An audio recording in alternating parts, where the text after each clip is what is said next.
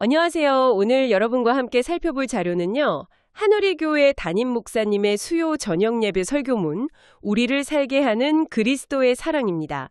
본문은 데살로니가전서 2장 17절부터 3장 13절까지를 다루고 있습니다. 설교 시작할 때 우리가 왜 사는지 그런 이야기부터 하셨잖아요. 재미, 아니면 가족, 성공. 참 다들 이유는 다르겠지만요. 근데 성도에게는 이런 것들보다 더 근본적인 힘, 바로 그리스도의 사랑이 있다고 강조하셨어요. 네, 맞습니다. 그 말씀이 참 중요하죠.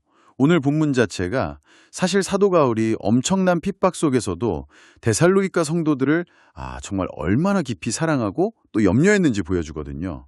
그리고 그 마음의 근원이 바로 예수님의 사랑이었다는 걸 이야기하는 거죠. 그래서 이 시간을 통해서 그 사랑이 지금 우리를 어떻게 붙들고 있는지 그걸 같이 발견하면 좋겠습니다. 좋습니다. 그럼 먼저 바울의 고백에서 그 사랑이 어떻게 나타나는지 볼까요?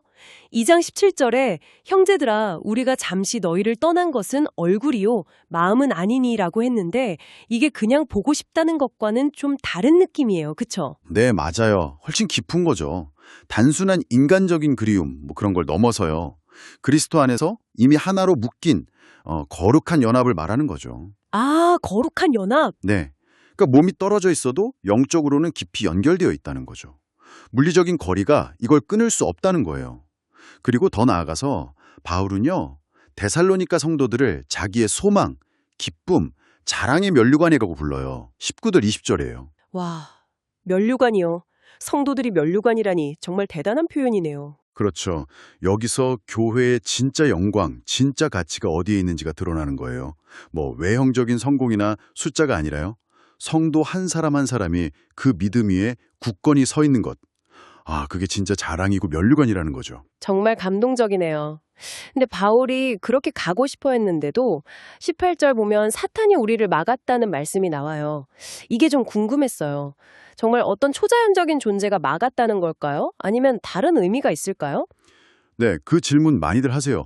사도행전 17전 같은 곳을 보면 실제로 유대인들이 막 시기해서 방해하고 그랬던 구체적인 사건들이 있었거든요. 네. 그런 역사적인 배경이 있었죠. 네, 그래서 바울이 말하는 사탄의 방해라는 건 종종 그런 실제적인 어려움들, 관계의 갈등이라든지 아니면 사회적인 핍박, 이런 모습으로 나타날 수 있다는 거예요. 일종의 영적 싸움의 현실 같은 거군요. 맞습니다. 이게 바로 신앙생활하면서 우리가 부딪히는 영적 전쟁의 한 모습일 수 있는 거죠.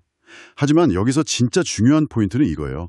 사탄이 길은 막을 수 있을지 몰라도 하나님의 더 큰 계획 자체를 망가뜨리거나 또 우리를 향한 그리스도의 사랑을 끊어낼 수는 없다는 거예요. 절대로요.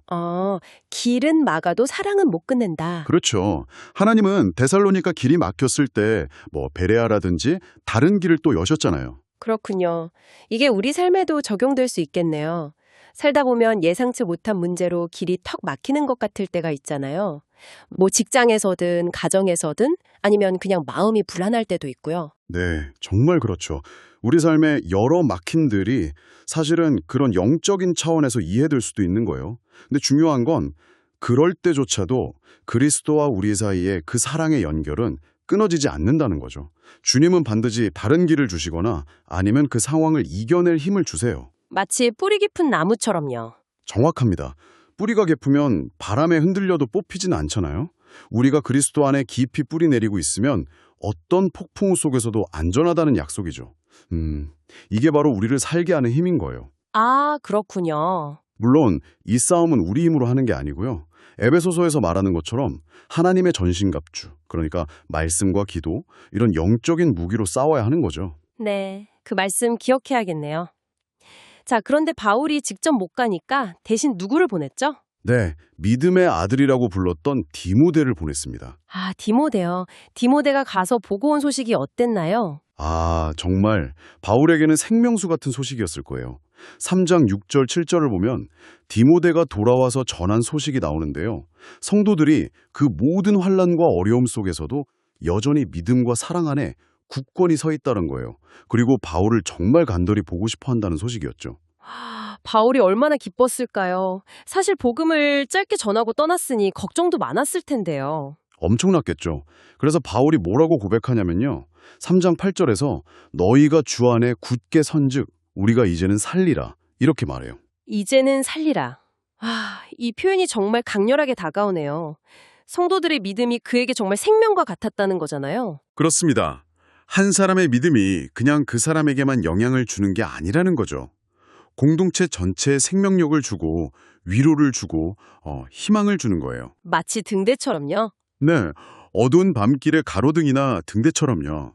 다른 사람들에게 길을 비춰주고 소망을 주는 거죠.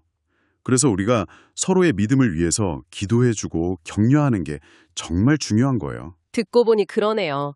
여러분은 요즘 어떤 소식 들으면 가장 기쁘신가요? 혹자면 내 주변의 누군가가 힘든 상황에서도 믿음 지키고 잘 서 있다는 소식. 그게 우리 영혼을 살리는 진짜 기쁜 소식 아닐까요? 오늘 이렇게 사도 바울의 이야기를 따라가 보니까 우리를 진짜 살게 하는 힘은 다른 게 아니라 바로 그리스도의 사랑이라는 걸 다시 한번 깨닫게 되네요. 살면서 사탄의 방해 같은 어려운 일이 왜 없겠어요? 하지만 그 사랑은 절대 끊어지지 않고 오히려 서로의 믿음을 보면서 위로받고 기쁨을 얻게 된다는 거죠. 네, 오늘 나눈 이야기의 핵심은 그거예요. 로마서 8장에서 바울이 선포했던 것처럼 그 어떤 것도 어떤 어려움도 우리를 그리스도 예수 안에 있는 하나님을 사랑해서 끊을 수 없다는 것. 이 변하지 않는 사랑에 대한 확신, 그 안에서 우리는 넉넉히 이긴다는 것. 이게 바로 복음의 능력 아니겠습니까? 나를 살게 하는 힘은 오직 그리스도의 사랑이다. 이 진리를 오늘 꼭 붙잡으셨으면 좋겠습니다.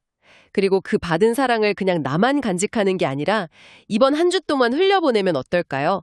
주변에 힘들어하는 지체가 있다면 잠깐이라도 기도해 주거나 아니면 그냥 따뜻한 말 한마디 건네보는 거죠. 네, 좋습니다. 마지막으로 이런 생각을 좀 해보면 어떨까 싶어요. 바울은 데살로니가 성도들의 믿음에 대한 소식을 듣고 살아날 힘을 얻었잖아요. 그렇다면 이번 주에 여러분이 삶 속에서 어려움 중에도 신실하신 하나님을 경험한 그 자신의 이야기, 그걸 직접 나눌 때요. 그 이야기가 공동체 안에 또 다른 누군가에게는 어떻게 생명을 주고 힘을 주는 그런 원천이 될 수 있을지 한번 생각해 보시면 정말 좋겠습니다.